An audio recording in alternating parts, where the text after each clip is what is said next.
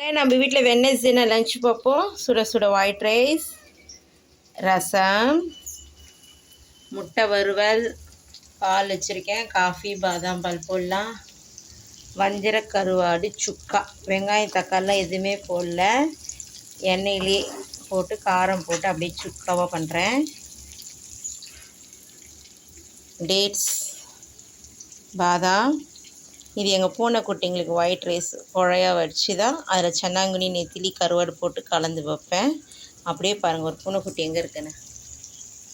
சோனே சொன்னாலி பிந்திரே. அவங்களுக்கு தான் சாப்பாடு கடாயில் போட்டிருக்கேன். இன்னும் கொஞ்சம் போட்டு நல்லா பிசைஞ்சு வைக்கலாம். இது பத்தாது, நிறையா போட்டு பிசைஞ்சு வச்சா தான் நல்லா எல்லா பூனைக்குட்டி சாப்பிட முடியும். வாங்க சாப்பிட்லாம்.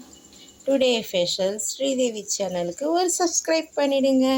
பாய். நான் போய் என் பசங்களுக்கு லஞ்சு கட்டிட்டு என் பொண்ணு குட்டிங்களுக்கு எல்லாம் சாப்பாடு போட்டு வரேன்.